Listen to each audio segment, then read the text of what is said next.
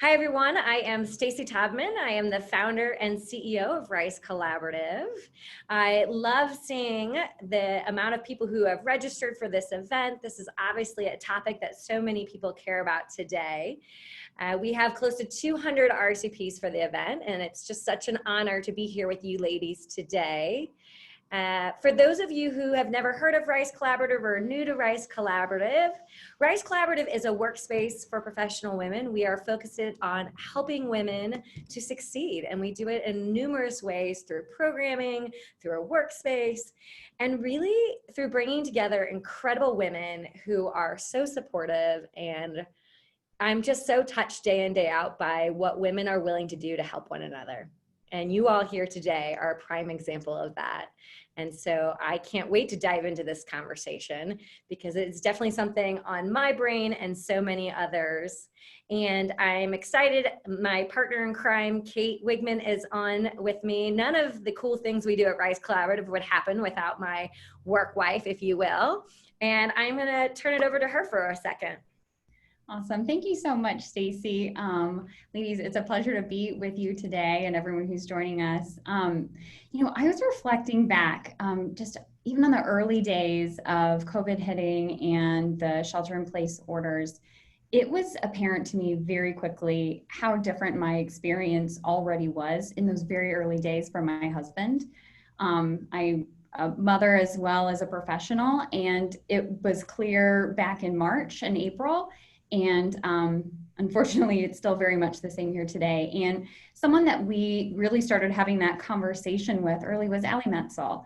And it is something, supporting women's issues and experiences professionally is something that we and their firm are very passionate about. And so having Brownstein, Hyatt, Farber, Schenck as our sponsor was a natural fit. We've been exchanging articles and having conversations about this topic for a long time. And so this is a wonderful panel and it's going to be a wonderful discussion. So many thanks, Allie, for helping make this event possible. Absolutely. Thank you, Kate. We appreciate it. As Kate has mentioned, we have been nerding out on this topic. I am a math teacher at heart, so research and digging in and going down the rabbit hole is a little bit about who I am. And so this topic is incredibly multi-layered, and an hour will not do it justice. And so today we are going to focus on 4 main components of navigating COVID and uncovering some of the struggles working women are having with it. But not only do I think it's important and powerful to talk about what the reality is, but we're also very solution-minded. And so these incredible panelists will not only share what they're seeing, what they're experiencing, but we're also here to brainstorm. How can we make a difference? Because again, I know I already said this, but I am blown away day in, day out how incredible things happen when women come together. I am still here in this business doing all the things we're doing because of the incredible women in the community. And so I know that although we are only scratching the surface today, I'm excited to hear what you guys have to share with us. At Rise, we do things a little bit different. Our panelists are incredible. Their bios will blow you away. But our focus is really on this pipeline for success, and we like to take it on back because we support high school girls all the way through their pipeline. So a little bit different as to how we start panel events is instead of reading you guys their amazing, incredible, mind-blowing bios, we like to begin with having them share their first job. And Kristen Blessman has been on a panel before, so Kristen, I apologize that you get to repeat yourself. But we like to share and take you all back to their first job and then their current position. I think it's a fun way to illustrate the interesting path we are on in life and how it's not always so linear. So we're going to begin today with Lauren Y. Castile. We're going to begin with you if you don't mind. I would love to, I'm dying to hear your first job. And when I say first job, we take it all the way back, right, to high school. It doesn't have to be your first real job, ladies. Don't be shy. It's fun to see a window into your experience. Well, a very, very early job that I think is illustrative of your point of not always having a linear path. When I flunked out of college, I moved to Colorado. I ran away from home and took a job at Fashion Bar. Most of you don't remember Fashion Bar, which was a retail outlet. You do, Kristen? Oh, yeah. And I worked at the Crossroads Shopping Center in Boulder. And I was fired from Fashion Bar. So my resume thus far is quite illustrious. I was fired from Fashion Bar for telling a customer and having been overheard by my manager that I didn't like the outfit that she had selected. This is why I love starting with this question. I know, that's very interesting to hear this. There you go. So it was not a linear path. Yes. And currently, you're up to some really impressive work. Currently, I am president and CEO of the Women's Foundation of Colorado. Yes, wonderful. We're honored to have you here today. And I have seen you and admired you for a long time. And this is my first time meeting you. So I'm so excited to get to meet you finally in person. Welcome. Well, thank you. It's my pleasure to be here with all of you. Honored to be invited. Yeah, Kristen Blessman, you are next on my list. And again, I feel bad that I've made you answer this question twice, but I'm excited. Oh, well, I'll talk about it all the time. It's funny, my very first job was I grew up outside of Los Angeles. So I worked at Heidi's, and it was actually spelled Frogen Yoghurt because she was, I believe, from Denmark. And it was like, nobody really realizes that back in the 80s, frozen yogurt had a huge, release to the community. Everybody thinks Froyo is like, but in the 80s is really when it came out, and then it went away and then it came back again. Right. But I'm really proud to talk about it. And it's funny, I was just talking to a young woman who was interviewing for a job, and she said, oh, I just, I only have worked at Starbucks. So, I really don't have any work experience. And I said, don't ever say that again. I said, when you work in, retail or customer service or sales or waiting tables, that's some of the best experience you can ever get, because you learn that the customer's always right and you learn how to work with customers. No, so not always. You find a way to make it right. You find a way to make it their idea. My manager thought so. I still think I was right. You probably were. You were just telling her what she thought was right anyway. But anyway, I just think it's a great experience, and I'm super proud of it, and I'm happy I did that. And today, I'm the president and CEO of the Colorado Women's Chamber of Commerce. Welcome. Wonderful. And Debbie Brown, you are next. I'm excited to hear your first job starting you on this lovely path that you're on. Well, Stacy, thanks so much for the introduction, and so fun to be with you ladies today. I used to think my first job was at a Hallmark store, but then I was asked this question a couple of years ago and I reframed it. And I would say my first job was actually raising lambs as a 4-H kid in Phoenix. And no, we didn't live on a farm. We lived on kind of a pretend farm because both my parents came from farm families in Kansas. But if any of you 4-Hers are out there, it's like your first small business, because you have to track, okay, I bought food for my lamb, I got shots for my lamb, and you track in a record book, every expense that there is. So it was kind of an interesting first business. And then when you sell your lamb, of course, I was crying and I was super sad, but then the check came. So I knew I was going to make a good business owner, because I felt a little bit better when the check came, and I did make a profit. Of course, I didn't count my time, but I sort of see that as my first business. And when I started my real first business at age 25, it was kind of a good reminder of, okay, I've got to track stuff and hopefully make a profit at the end of the day. So yeah, kind of an unusual first start. That's why this question makes me so happy. And currently, Debbie, what are you up to? Oh, currently, well, now I am the president of a group called Colorado Business Roundtable. And we're the state affiliate of the National Business Roundtable, which is a CEO coalition of some of America's biggest private employers. Absolutely. Very cool. Suraya, your turn. Talk to me about your first job. I can't wait to hear it. Right?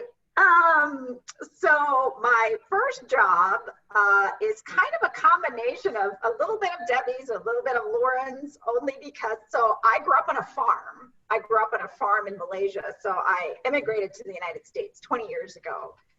And my parents were farmers. And so my sister and I worked for my dad, picking up the palm oil kernels that fell to the ground after they were harvested, because it was a big palm oil farm.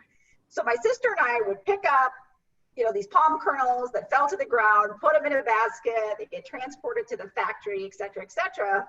So of course we were whining the entire time about, how we had to be out in the sun. In Malaysia, it's like 4 degrees north of the equator, et cetera, et cetera. But where this ties into Lauren is because one day I decided that, hey, this is not moving along as quickly as possible.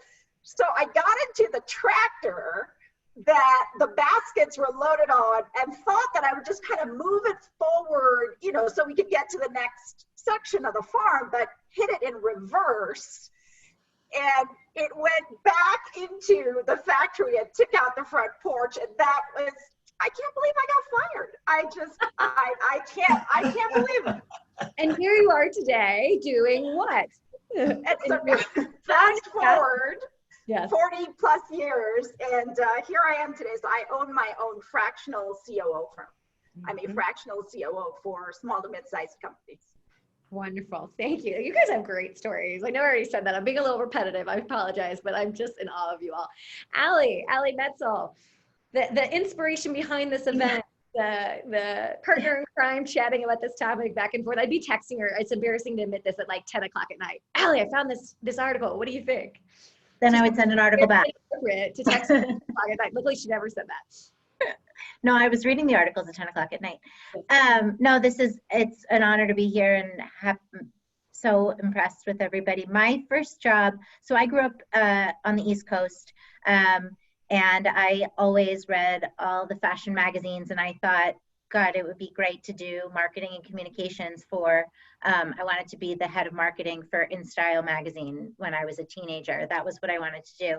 So I worked at Hamptons and Gotham magazine, which is, for those of you who don't know, the like social magazine for that area. And I did marketing. And Suraya, to take your theme, when I just got to work there, I actually never went out to the Hamptons in the entire time I worked for the magazine, which was perfectly fine with me.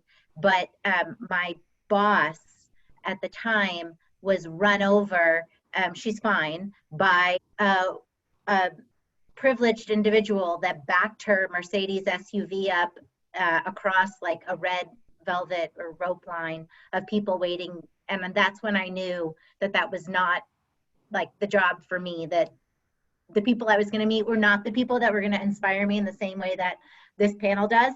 So I realized that was the end of that career path. And today you're making an impact every day as? Yeah, so today, I am a partner at Brownstein Hyatt, which is a law firm based here in Denver. I do mergers and acquisitions and outside general counsel work for all kinds of companies and private investors, but I focus most of my work in the consumer space and on behalf of female founders and financial sponsors who are focused on women CEOs and diverse management teams. I'm also our firm's chief diversity officer. Absolutely. Well, you guys can all hopefully see why I picked these women. They bring such an interesting perspective from all different backgrounds and all very interesting first jobs, might I say. We are here today to talk about the hidden costs of COVID on working women. I feel like we could talk for hours about anything at this point, but I am going to focus us back on track of the hidden costs of COVID on working women. As I mentioned earlier, for those of you who are just popping on, this is a topic that has many layers. And in the 45 minutes we have remaining, we by no means are going to be able to hit all of the aspects and components of it. But after digging into the research, I have really found 4 topics that I do want to dig into and have a conversation around. I'm going to actually read you a little different than usual. I usually pose a question and we have a conversation from there, but the research was so interesting that I thought that was really a good jumping off point.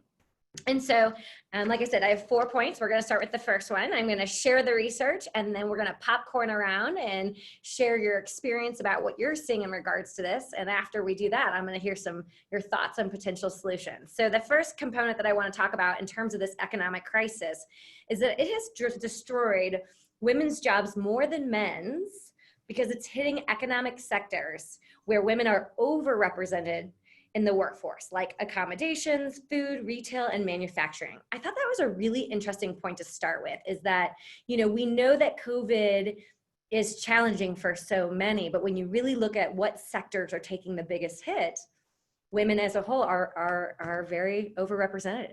And so I'm curious your own personal experiences with that, and mixing it up. How about I jump in? Debbie, can you be in the hot seat first? I'm curious what you're seeing as with your organization and your take on that research showing that.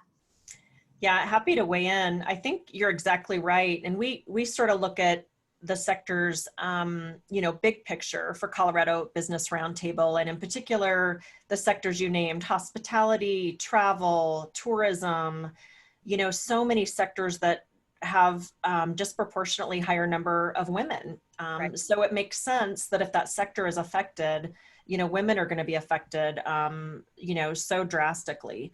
We've seen other sectors that we're involved with, of course, bioscience, technology, aerospace, that are actually not seeing the devastating effects of what's happening with COVID-19 and the corresponding economic devastation, essentially. But to your point, I think it really is incredibly industry specific. So, the numbers are really, really interesting, even around the country, and Colorado is no different, where women are being hit incredibly hard. So I look forward to thinking through some of the opportunities that we might work through going from there, and sharing some of the things we're doing. But I think just having this problem illuminated is so important for people to know, because otherwise we're just going about our daily lives. So we can't talk solutions till we actually do a deep dive on the problem. Absolutely. And some of the best data I've gotten, and then I'll pass it back to you, is from Common Sense Institute. Did an incredible study. I know Kristen did an op-ed with Kristen Strom on this very issue. And I would refer a lot of people, to their website, because they've done kind of a deep dive on labor participation, breaking it down by gender, race, lots of different avenues to really highlight the problem. And can you say that resource one more time, please? Sure, it's Common Sense Institute, and I think it's pretty easy to find on their front page. Okay. Some really interesting economic analysis that they've done recently. Yeah, thanks for sharing that. Mm-hmm. Lauren, don't mind the fire alarm going past me, the fire truck going past me, the world we're in, anything goes. We've all become very accustomed to those interruptions and distractions. I'm waiting for a cat to walk across somebody's keyboard any moment now. Yes, Lauren, how are you seeing it show up? What are you recognizing in terms of these industries that are being impacted? Well, one, I really want to reinforce that certainly those that would include hospitality, retail, restaurants, and a variety of other sole proprietor or small businesses have been very significantly impacted. But I think it's important to similarly acknowledge that when we think about this she session, as it's being referred to, that also when we consider the essential workers who are on the front lines, who may not have lost their jobs per se, but who don't have sick pay, who don't have paid family leave, who are exposing themselves to significant risks, whether they're in the grocery industry, whether they're in health care, et cetera, that those are predominantly women as well, and to a significant degree, women of color. So we're seeing across a range of industries, significant impacts on women. And the Women's Foundation of Colorado will be releasing next week. We're refreshing our website for our virtual luncheon, but with new research that we have done that is also disaggregated by gender and by race and by geography, among other factors, some of those specific impacts. And I'm more than happy to go into detail. Pew has said that, Pew Research, Hispanic women have experienced a steeper decline in employment of negative 21% than in the COVID downturn than any other group of women or men. But I know you also want to talk. Yeah, I was like, absolutely. And I'm like, pause that, pause that. Wait. You're overachiever, Lauren. You're already overachieving and doing a fantastic job. Thank you, Lauren. Very interesting what you bring to the table. And I'm excited to dive into point 2 a little bit about what you were just bringing up, because I do think that that's a very important part of this conversation. So I'm just going to pause you, not end you, just pause you. No. Allie, how about you? What are you seeing?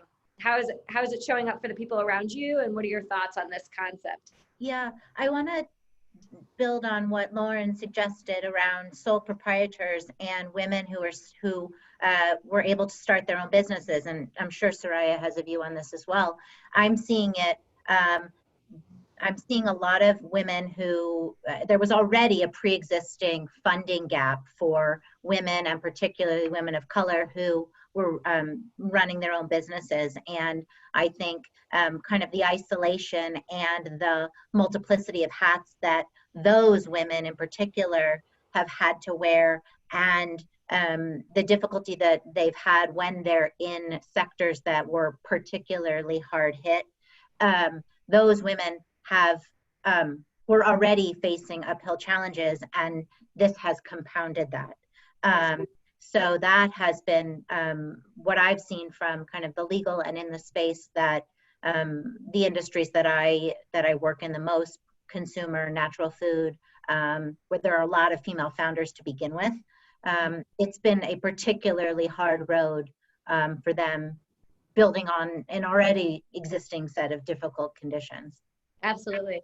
And Suraya, that's a perfect popcorn to you, is because one of the things I think that you bring to the table that's so interesting to me is being a fractional COO, you're going into several companies and sort of seeing how they're navigating it and really getting a broad taste of what's happening. I'm curious your take on this issue. Yeah, I would say professionally, when I'm working in companies that have been affected by COVID, it breaks my heart because the people who seem to bear the burden of the cost impact are typically in roles that we would think that have a lot of women. Marketing, we always hear that, oh, I'm going to cut marketing first. I don't need marketing. You know, I'm going to cut communication. And a lot of the times it's women who are impacted by this. And it breaks my heart because operationally, I'm trying to figure out how to sort of level the playing field. But women happen to be in these, a lot of women happen to be in these roles. Right. And, you know, so I think about that. And then on a level that Allie was talking about as an entrepreneur, just being real, women entrepreneurs struggle getting funding. Yeah. We struggle finding that level playing field to make the connections, make, you know, the next deal, if you will. And I think COVID has especially given us that challenge because now we have to do all of that in a virtual world. And we're fighting for a much smaller pie. Right. And then the third thing that I think about is to build on what Lauren said is when I think about frontline, just because this week my kids are going back to school, I think about teachers. Yes. While their job has not been maybe diminished, they are stretched for that dollar that they earn. And they're frontline too, but they are stretched for the dollar that they earn. And I think about those three things and all of us in those different buckets and what does that mean for us as we move forward? Yeah, great points. I appreciate that. Kristen, how about you? I think you also have a very interesting perspective given with the chamber and having so many amazing women as part of your organization. Right. Well, to kind of tack on to the funding component of it, one of the things that we saw with our membership is that, you know, 86% of women-owned businesses in Colorado have one employee. So when a lot of the funding was designed, I heard from a lot of our businesses that they didn't have a relationship with a banker that the PPP funding went through, right? So they were scrambling to get funding, scrambling to try and figure out how to, you know, develop a relationship with one of these large banks that they didn't have one with before, and they couldn't get funding. It was too late. And so thankfully some of our members, you know, touched base with our board members from those banks and were able to get it, but I know a lot of women didn't. And so that was one particular struggle. Funding was hard to begin with, and then these free dollars were given out, and I saw so many of our businesses not get them.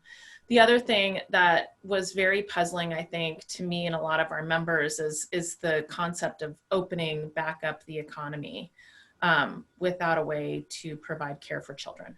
Right. That was absurd and is still really, Yeah. when you think about it with online schooling, how are we going to go back to work when we know that women disproportionately deal with the jobs at home and homeschool our kids while school is, online.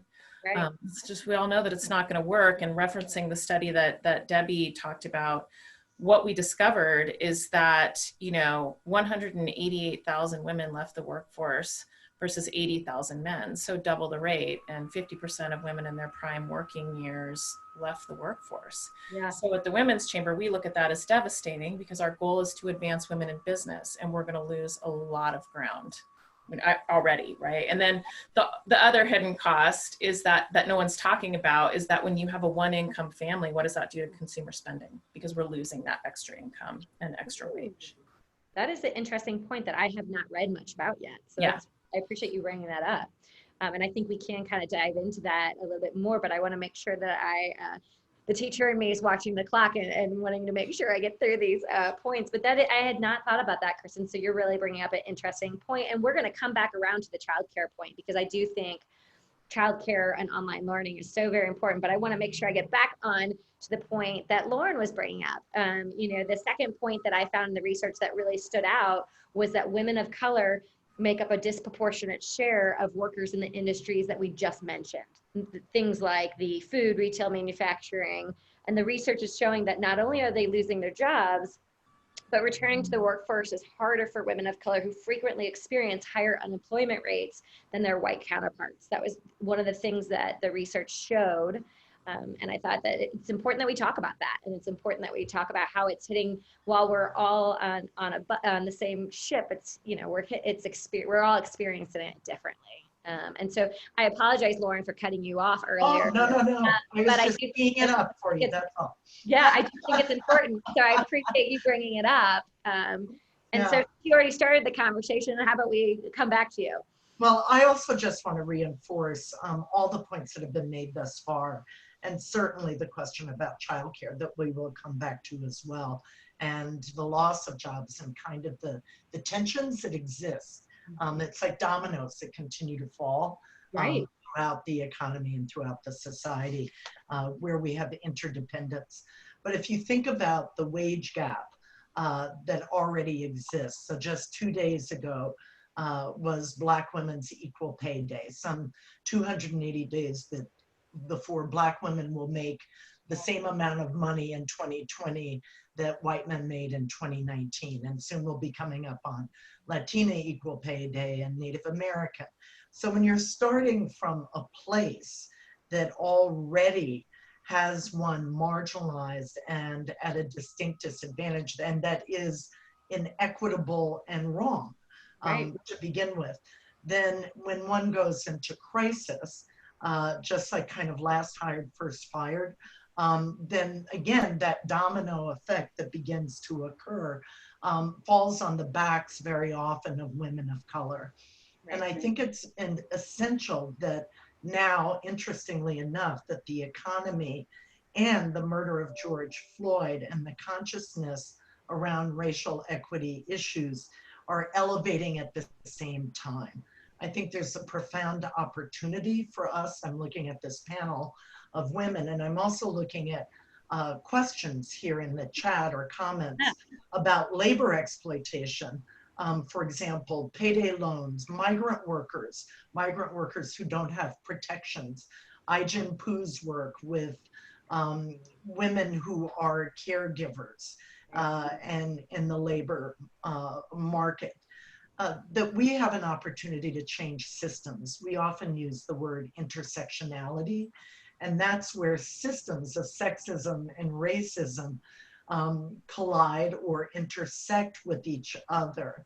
And now I think is an opportunity for us to work together with that consciousness to do the work to change the systems that have in fact left communities of color decimated, both from a health perspective because of vulnerabilities around healthcare access, For example, so women are not only caring for young children at home, but oftentimes losing parents or multiple members of their families for whom they have similarly been caregivers. And those kinds of shared conversations among us as women, and really becoming clearer about what allyship really means. But I'm looking at wage theft, underpayment, equal pay for equal work, and helping businesses to understand as this law comes into play, how they can, in fact, and Allie, you might be able to address that in greater depth, but how they can begin to apply that to level some of those systemic playing fields. Yeah, all really strong points. And I'm glad you threw it to Allie, because that was, it's like you read my mind. Allie, I was thinking who I'm going to go next to, and you were my girl. So I was going to mention our new legislation, because I think Colorado is poised to snap back in some ways, because we had this pre-existing, it's on the books, right? January 2021 is going to come, and everyone's going to have to comply with pay transparency and reporting and the like. But I did also want to just mention one other thing. When we think about not just the hours and entire jobs that have disappeared, a lot of what I've heard from professional women is around a reckoning, and reckoning on the racial justice point, which we'll get to, but reckoning on kind of why they work and why they do the work that they do, and really deeply questioning where they're spending their time. And so I'm seeing an accelerated movement into new challenges, right? People say, well, the world has gone to hell, why not now? Or and I think that's a really another interesting trend to see where women bounce back from this, because some of those jobs will never come back, right? And so how do women reinvent themselves amidst the challenges that they're facing? And on the racial justice component, I agree with you, Lauren, entirely. The fact that we are able to, as a society, and all these women talk about and call out this intersectionality of these tragedies, and finally say it in broad daylight, right? In so many ways, across so many different platforms. I think there is a real opportunity to say who I'm hiring is actually a choice, right? How I'm hiring is also a choice, and how I design my, where do I recruit from? Who is interviewing, right? What are the questions we're asking, and why, right? You question every system, and it may not be that the old systems are the right ones. In fact, they're probably not the right ones. So how do we not just redesign who we're hiring, but how we're hiring to address that opportunity? Yeah, that's really powerful to think that through. Suraya, speaking of hiring, as a fractional COO, what are you seeing? Yeah, I think that the point I think that we're making here is that the disproportionate impact on women of color is not a new problem. It is an age-old problem, and I'm in the business, right? I'm seeing it every day, the impact of this. It's an age-old problem that I think leaders have chosen to ignore. And when it suits them, with the George Floyd murder, with some of the tensions that have come about since then, and some of the important conversations, I think it comes to the forefront. But it's an age-old problem. And I would like to see that, yes, COVID becomes another fuel to the fire, stick to the fire, but we need to, I think, truly embrace this as an issue and truly drive change. And I think as women and as women leaders, and all of us, I think, on the call are women leaders in finance and in other areas, this is the time to dig in. Absolutely. This is the time to dig in and say, this is my hand, and this is my foot, and this is my stronghold. And I'm not going to let this issue fade back into the background and wait for another COVID. wait for another racial, situation in the country. I think we owe it to ourselves to keep pushing this issue forward because it's a very real issue, and it's an age-old issue. Yeah, that's a really good point. Kristen, how about you? It's such an interesting thing. And I remember when Susan Sandberg came out with Lean In, so many women were like, I don't know if I can do that. I don't know how that works. Or she got criticism for saying that. I think what concerns me is right now asking women, we really need to stand up. We need to do it. What I hear is we need to stay in the workforce. But I don't oftentimes, or at least in the past, it was more of a choice, right? Like maybe there were more options for us. It's not a choice now. So many women don't have the ability to make that choice because, maybe there's not enough income being brought in, or the other party is making more income. So it's their decision to have to stay home. If work-life balance was hard before, what is it like now? It's non-existent. Crazy. So I just keep thinking to myself, how is a woman, especially in some of these frontline careers that don't really have a choice, right? So if I'm working in a restaurant or I'm working in a hotel and I can't work from home, I have to be customer facing right there. What am I going to do with my children? Yeah. It's such a good point. And it's definitely one of the biggest things we're gonna, need to get into. So it's, it goes back to that, it has to be a choice for women to be able to step in. And I feel like our choices and options are being taken away. Yeah, no, absolutely. Debbie, are you seeing anything different, or are you experiencing the same thing? Yeah, I think especially on the subject of leaning in to some issues involving race. I had a really wonderful conversation with Dr. Ryan Ross, who some of you might know, and he used an interesting term. He says that he's against racial distancing or something along those lines. And I thought, oh, that really struck me, that maybe it feels like it's, it's just not everybody's familiar with the subject matter or maybe some of the effects, but how do we lean in and talk to people and try to be more of a change agent? And I think I tend to have more of an optimistic view about periods of disruption. I mean, could we be in a bigger time of disruption? Just when we thought COVID-19 and the global pandemic, now we've got economic devastation layered on top. Now we've got, lots of other issues in Colorado. Just when I didn't think it would get worse, now we have forest fires. It's just like disruption on top of disruption. But it's a really interesting time, I think, for leaders to lead and take a deep breath. And what can we do in a period of change to really look at some of these problems in a new way, in a new, fresh way? And I think it's an opportunity to have conversations that we haven't in the past. For example, I represent a lot of large employers in Colorado, and childcare was never on my top of mind as a business issue for how do businesses get back to work. Well, guess what? The business community is not going to be able to rehire and recharge and restart our economy if their workers are left at home and don't have options for childcare. So all these things I think are coming to the forefront in a new way because of all the disruption. And it's a chance, I think, for the business community and community leaders to come together and think about things in a fresh way. And that's what our organization is trying to do. I think trying to really see where there are opportunities for specific policies, specific ways that we can help people overcome barriers, whether they're new barriers or old barriers. And I feel in some ways really refreshed because I think the work has never been more important. Yeah, you know what, I really appreciate that what you're bringing up. I talk a lot these days about the concept of and, right? I think we're programmed to think of things as or, good or bad, success or failure, and I think that what COVID's really forcing us to think about is this concept of and.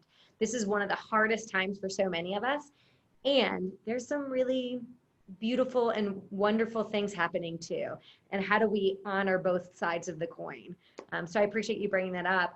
And Kristen, I'm excited to talk about point 3, which you have brought up. And so you're going to be my first girl on this point. One of the interesting— Can I fill in real quick? Forgive me. Yeah, no, I just, when we talk about childcare, for one thing, just a little bit of of data. Congress approved $3.5 billion that has been dispersed under the CARES Act to bolster the childcare industry. But according to the National Women's Law Center, the industry needs to receive $9.6 billion per month. And we also have to recognize that, you know, before the pandemic, women made up more than 90% of the childcare sector with 1.1 million workers. This is an essential, work piece. And again, disproportionately, many of those were women of color. But I'd love to share some of the business solutions that I'm hearing and how we can broaden our definition of business, to Cleo's point around the role of the arts in the economy. I think that's so great. And I might only get through the 3 points and leave the fourth for later so that we can make sure we have solutions. Yeah. I'm like, I need to make sure that I get through the points and then we get to solutions. So I appreciate that. So then maybe because the fourth point is more about the psychological distress. And I do think that's really important. But I think it's more important that we get through the third point and talk about solutions. So just piggybacking off of what you're talking about, your research and your numbers are phenomenal. Thank you for sharing that and bringing that to this conversation. I think that it really adds value. The point that I was going to share is between March and April, mothers' work hours fell 4 to 5 times as much as fathers. That was according to the Gender Work and Organizations study that was published in July. You know, I saw that firsthand with my business partner, Kate, who had to get off the call. You know, I am not a mother, and I know that some of us on the call are not caregivers in terms of children, but you also have elder parents and various other ways in which you are caregiving, and just the amount of stress and ability to focus on your career at the same time as being a caregiver has definitely impacted our time and ability to work. So Lauren, you brought up some really great statistics to back that up, and I appreciate that. And Kristen, you brought it up a couple times. I'd love to throw it to you as to what you're seeing regarding, you've said a couple things. Is there anything regarding the childcare piece that you have not been able to share that you would like to share? You know, I think, Debbie, I always love you. You always are like, yes, Kristen, that's bad news, but I have some good news too. So kind of annoying though, right? Like, no, it's awesome. And it is true. And yeah, so I think, you know, along the innovative space, what I have seen on both ends, right, with childcare, but some innovation in wellness too. I have seen a lot of innovation in care, right? So organizations that, you know, it's interesting. My dear friend Tamara Ryan, the CEO of the Women's Bean Project, said, you know, it's interesting what's happening during COVID. Whatever was a problem before is just amplified now. So care for children was always a problem, right? I mean, it was always tough on women and you know, somewhat of a decision to make whether or not to go back to work when you had a child to begin with. It's just more of an issue now, but we are seeing innovations like, you know, organizations like Nano and Dispatch Mom that are now, and even you, Stacy, are doing some really amazing things and innovating care for children. So that's been amazing to watch, and a lot of, you know, companies start up in that space. So that's been incredible. Even some of the, you know, the learning pods that are being created, although I'm a little fearful that becomes somewhat of a gift for wealthy women. I want to make sure that we can, you know, kind of disperse that and make it affordable for all. Absolutely. But what I've also seen is this tremendous outpouring of more women focusing on their wellness, right? Yeah. And spirituality and health and fitness. And I don't know how we're fitting it in more, but I have heard so many of our members talk about meditation and spiritual guidance and religion more and their faith. And I think that that's just been really, really refreshing.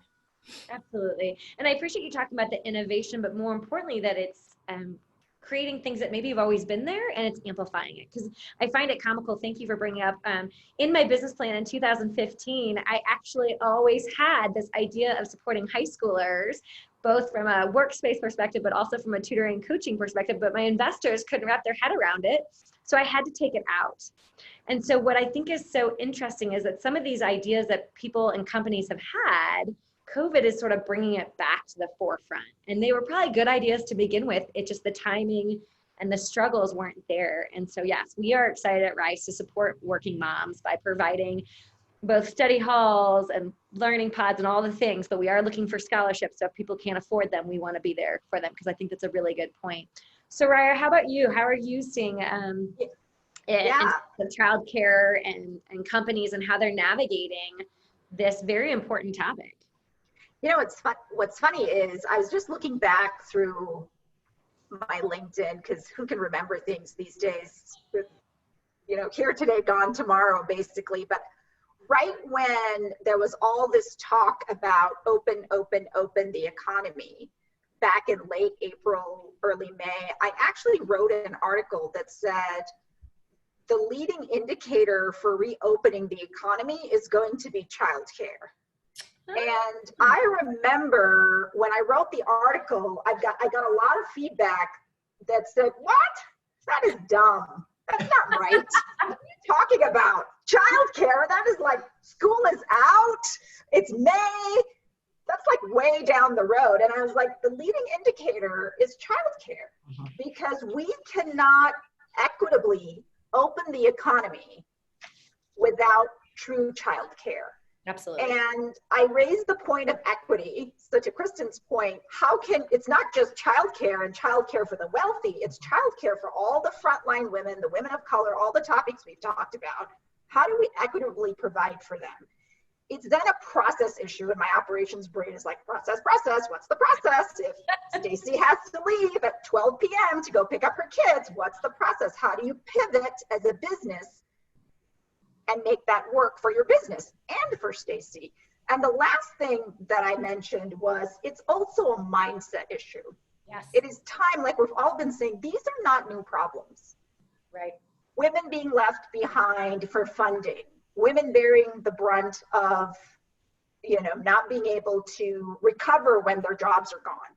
Women in jobs that are typically impacted first by crises. It's a mindset issue to help women manage through this without, unleveling the playing field. Yeah, that's a really good point. I appreciate that. But Debbie? It's funny because it's like, it was just funny and / disheartening to see that a lot of the reaction to that was, that's not even an issue for us. So what does that say about us as a community and thinking about that? Well, I'm very impressed that you were able to predict that. They are seeing now how right you were. Debbie, how about you? What are you saying? Yeah, I really appreciate that, example of how we're going to get our economy back on track. And I coordinate with other business roundtables across the country, and everybody's got a little bit of different mindset. We're fortunate. Here's another good news, Kristen. More good news. Before COVID, frankly, Colorado was one of the best economies in the country. So when we're finally past some of this pandemic, there's a really strong chance that we'll be able to rebuild our economy pretty quickly again. So I think that's great news if we handle things right. And that's great news for all the other problems that were brought up on this call. The thing that I think is going to be the biggest indicator of when we're able to rebuild again is sort of this all clear signal. If you grew up in tornado land, you knew, and I heard this from, I think, Congressman Perlmutter. I thought it was such a great analogy that I'd want to steal it. But if you grew up in tornado land, you knew that you were in danger when the tornado drill is going off or when the tornado siren is going off. Then when the tornado passes, there's sort of an all clear signal and you can come out, look around, rebuild. We have not had an all clear signal yet. So even issues about childcare and education and workforce are almost on hold until we get the all clear signal as an economy, because businesses aren't able to rebuild fully. We're not going to have consumer confidence. We're not going to have money in the economy like there needs to be until we have the all clear signal. So I'm rooting for our bioscience industry here in Colorado. I told them I'd send them some Red Bulls, because we've got to have a treatment people feel comfortable with. We've got to have a cure, a vaccine, or something where people can feel comfortable rehiring and recharging once again, because otherwise I feel like we're just going to be a hamster spinning in the wheel. But we're working on plans for a 10-year approach to how do we get our economy back on track. Lots of folks are working on short-term recovery plans, and our group did as well, Colorado Business Roundtable. But we're looking at a 10-year plan as well. and would love to involve all the panelists on the call with some more of a deep dive on that. But, you know, I do feel like we're going to have a treatment and a cure soon. I was talking with some folks who are working here in Colorado from Medtronic and Pfizer, and there's a lot happening in bioscience to be really hopeful about. And then I think in this time of disruption too, like how do we rethink all these systems differently? And I think good people can come together and do just that. So I am optimistic on that as well. Absolutely. And for the people on the call who are also outside of Denver, I know we have some St. Louis folks on the call, some California. I know in St. Louis, WashU is making some great progress as well. So it's neat to see people coming together in Colorado and beyond to make a difference and that's a wonderful analogy. I had never heard anything about that. So I'm now stealing it too. Allie, how about you and childcare? I know today is the first day you are in the office away from the children, so you can definitely appreciate and speak to this. Yeah, no, I have not stepped foot in my office since March 7th. So it's very weird and quiet here. I think like Debbie, I think we need to start rethinking people's talents and skills and how we use resources and the issue around businesses giving more, right? They're also cutting costs, right? Not just cutting workers, we're also cutting costs. So one of the things we did within our firm to how to solve some of this was use the older kids of our employees to take care or provide content and you know, supervision and activities for the younger kids of our employees. And that was a wonderful thing that crossed, you know, the attorney staff typical divide. We called it Brownstein buddies. And so the olders were buddies for the littles, and that was a wonderful thing, and we're trying to figure out how you roll that out, right? And how you can replicate that in other organizations. But that's one thing, right? You are a work ecosystem, and you're supposed to be there to support each other and everybody in your work environment with all your different talents. So, you know, we put it out there, who's an artist, and there's, you know, the kid of one of my partners is a phenomenal artist, so she taught art to the littles, right? So we can really leverage skills for a lot of people. And the last point I'll make on this is to the idea of opportunity, right? For the entirety of my career, and I know everybody on the panel and on the, you know, webinar would say the same, it has always been my dream that my male colleagues feel the childcare and see the challenges of childcare while working full-time visibly and openly. And so for me, that the pulling back of the curtain on that through this crisis has changed the way I've been able to openly talk about what I have to balance, right? And then how, as an organization, we have to tackle those issues, because the men are, you know, bouncing babies in some ways and soothing them while on conference calls, and they see it and they see what their spouses are dealing with and partners are dealing with in a way they didn't before. And so we can't hide it anymore, and we shouldn't. So it's going to be something that businesses are going to have to tackle forever as a result, which is a wonderful. Yeah. And a lot of good's going to come from it, is my hope. Yeah. And Allie, thank you for starting the conversation around solutions. I'm sort of sad I didn't make this a 2-hour, 5-hour, 10-hour panel. But with the few minutes that we have left, I know that Debbie and a few others have shared some solutions or some ideas. We have done you guys have done a great job really unveiling and sharing behind the curtain, and us really leveling the playing field and saying, here are some of the problems we're facing. And so I think with the few minutes we have left, I would be curious, some of the solutions or innovation you're seeing around this idea, because while I think it's a challenging problem, there is some really good, and going back to the and is happening. And so what I want to end on the and, on the good versus we've uncovered the bad. Let's end on the good. So Lauren, you have brought to the table today such interesting research and data, and you are just so well versed on this. And I know that you got some ideas. I'm like teeing this up, putting all the pressure on you. I don't know that they're all my ideas, but I'm thrilled that the Women's Foundation and I've been particularly excited about my ability to participate in the mayor's Relief and Recovery Council, as well as the Metro Denver Chambers, Prosper Colorado, Stripe Team, and I serve on Inclusive Economy. And all of those are business gatherings and coalitions and academia and economists, et cetera, et cetera. But I think a part of the heart of it, someone mentioned community, is that we need to reimagine and co-create. It's not about rebuilding. If you do what you always did, you get what you always got. And what we want is something dramatically different. So I'm hearing some really interesting policy kinds of things, some related perhaps to childcare, some to the cliff effect, that allow women to be able to move up, to be upskilled or reskilled and new skilled, without losing the benefits that will help them to sustain themselves over time, perhaps for childcare or even for food. Because that's a part of what we also have to realize. We gave 108 grants, relief grants, statewide, 24 counties. And on one hand, we have this whole range of experiences that women are having at all levels of our economy. Some of them are overlapping, some of them build some empathy and some connection, and others, most of us can't imagine scraping waste out of a diaper to reuse it.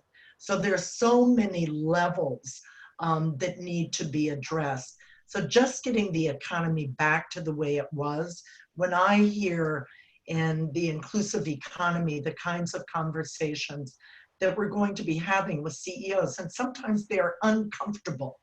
That's where disruption really occurs. That's where change and the most positive change are in those spaces of discomfort. So I've been excited by how we're looking at this retraining, upskilling, new skilling, new policies, new practices. So even someone like me with a slightly shaky back to the beginning, right? I flunked out of college, I got fired, all kinds of things went wrong. I might not have fit a norm, someone believed in me. And I think going back to that community embracing, that not racially distancing, as Ryan, who I've known since he was like yay big, not gender distancing, but really building those deep community conversations. There's some extraordinary toolkits, some accountability kits out there, some how-to, and some investments that I believe will be made to ensure that we build a community that is mutually committed to our success for the long haul. And it will take time.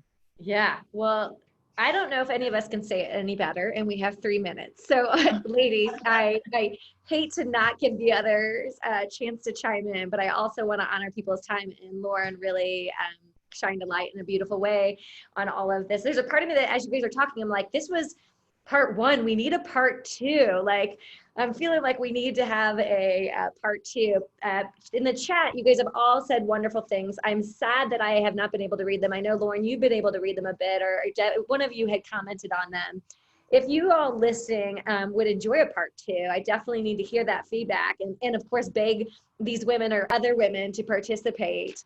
And I apologize that I know we have just barely scratched the surface, but something I'm so proud of is the ability to bring you all together. I am leaving this conversation, so even though we talked about some negative things, I am leaving so inspired because the amount of knowledge and just passion and impressiveness with you guys, you 5 women, I mean, I feel like we can conquer the world, right? I mean, I'm a little hokey here. What, are you raising your hand because you want to say something? I feel like I'm in class and my teacher, and I need to raise my hand when I want to say something. Teacher, you make me very happy. I wonder. Teacher, can you see me? Yes. I completely agree. I think we should, you know, if we do a part two, focus on the solutions, because that's where we really drive change. Yes. I will just leave us all with this. I just did want to say this. To touch briefly on your question, your fourth question is, yes, psychological distress. Yes, we carry a lot of stress. Yes, we're bearing, as women, we're bearing a lot of the burden of this. But yesterday I saw a meme that I think is a good positive note for us to end on. And it said, what is your superpower? My superpower is that I'm a woman. And so I just want to leave us with that. Yes. And Well, that is can be our platform for part 2. Well, and I appreciate you saying that, because honestly, that is what wakes me up every day and gets me out of bed, even on the hard days, is the incredible women that I get to meet day in, day out, that are both in my community and supporting my community. Lauren, go back to what you said about community. I firsthand, like, I wouldn't be here today if it wasn't the incredible people supporting me, supporting our vision, our mission, and so supporting women on their pipeline for success, starting them in high school and supporting them, and then surrounding them by the incredible women. One of the reasons I have 5 of you on the call is we live by the quote, you are the average of the 5 people you spend the most time with. And it is an honor to spend time with you ladies today. And I know all of the people listening are lucky to be able to hear from all of you. Thank you all for coming today. We will look into a part 2, whether or not you guys have time, because I know you guys are busy women. But Rise Collaborative will have a part 2 about more talking about the solution. If you are curious to learn more about Rise Collaborative and the work we are doing to support women, please check us out at riseworkspace.com. And all of these women are incredible, and I'm sure would love to hear from you too. They all have great platforms and doing incredible work. So thank you all, everyone. Thank you all. Thank you. Be well, everyone.